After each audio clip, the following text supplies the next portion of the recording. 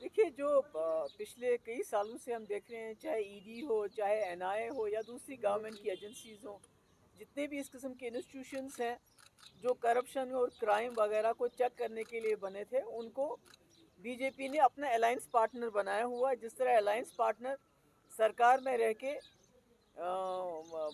एक political party का काम करते हैं, उसी तरह से चाहे ईडी हो चाहे दूसरी एजेंसीज हो, उनको जो अपोजिशन जो भी कोई आवाज़ उठाता है, कि इस वक्त अगर आप देखेंगे खासकर राहुल गांधी कुछ ना कुछ बोलते रहते हैं, लोगों के मुद्दे उठाते रहते हैं, तो उनको खामोश करने के लिए या सोनिया जी को खामोश करने के लिए जिस खानदान ने जो उनकी मिल्कियत थी, जो उनकी प्रॉपर्टी थी, वो दे दी है देश को, तो वो क्या करेंगे? कोई खुदा ना खास्ता कोई अखबार के पीछे, वो भी उन्हीं का अखबार।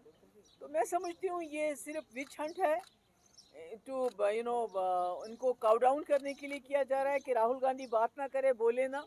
और इसी तरह से तमाम चाहे जितने भी आपके अपोजिशन के लीडर हैं, जितने भी स्टेट्स हैं, सब जगह अपोजिशन लीडर्स को ईडी के छापे पड़ते हैं, उनको तंग किया जाता है और उनके बाद उनको बीजेपी ज्वाइन करवाई जाती है। जब बीजेपी ज्वाइन करते हैं तो ईडी के छापे बंद हो जाते हैं।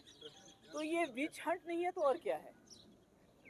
देखिए जो हिंदुस्तान है ये पूरी दुनिया में माना जाता था भाईचारे के लिए, सेकुलरिज्म के लिए, डेमोक्रेसी के लिए, मगर बीजेपी ने सबका बेड़ा गर्क कर दिया है। जिस तरह से वो 20-25 करोड़ लोगों को, माइनॉरिटीज़ को एलिनेट कर रही है ना, उनका उनका कोई वकार नहीं है, उनकी कोई इज्जत नहीं है, उनके कपड़ों पे सवाल उठाए जाते हैं, उनके खाने पीने पे सवाल उठाए जाते हैं, और अगर वो आवाज़ उठाते हैं तो उनको गोली मार दी जाती है, उनको लिंच किया जाता है, और उसमें सरकार का पूरा पूरा हाथ होता है। तो मुझे लगता है कि जो ये मुल्क गांधी और नेहरू ने बनाया था, उसका बिल्कुल उलट कर रही है बीजेपी, और इसके अनफॉर्चुनेटली बहुत ख़तरनाक नताइज हो सकते हैं आने वाले वक्त में, क्योंकि 20-25 करोड़ लोगों को आप बेदखल नहीं कर सकते, आप उनका वजूद नहीं मिटा सकते। तो ये जो बच्ची है जिसके घर पे बुलडोज़र चला, जिसके पहले वालिद को गिरफ्तार किया, फिर उसकी माँ और बहन को पकड़ के ले गए, फिर उसको और उसकी भाभी को कहा आप भी जेल में चलो, आपको भी कुछ काम है, वो नहीं गई। तो ये एक बदले की सियासत है जिसमें कोई इनके पास कोई कानून का नामो निशान नहीं है।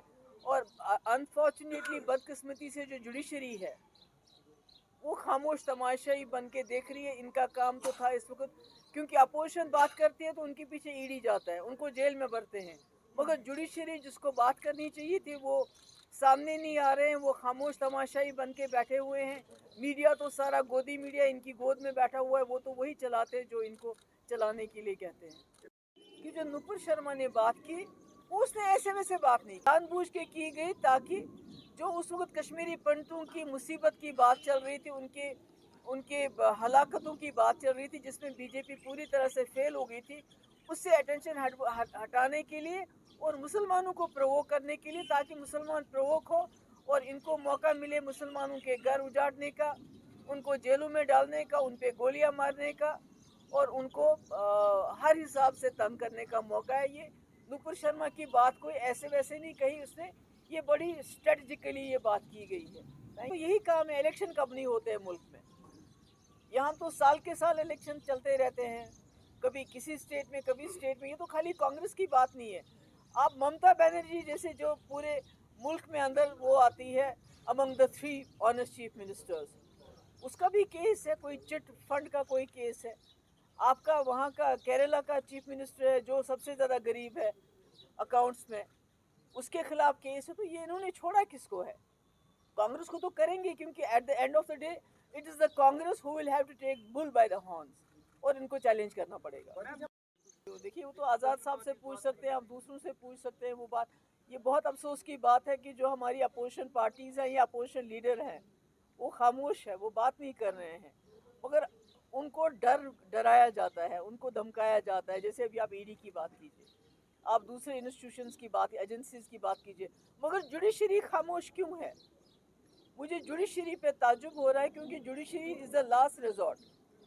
अगर जो हमारी जुडिशरी भी अनदेखी करेगी इसी तरह, तो ये मुल्क तो खुदा ना खास्ता बर्बादी की तरफ जा रहा है, और बहुत ख़तरनाक माहौल बनता जा रहा है, क्योंकि 20-25 करोड़ लोगों को आप इस तरह दुत्कार नहीं सकते, आप उनका वजूद नहीं मिटा सकते।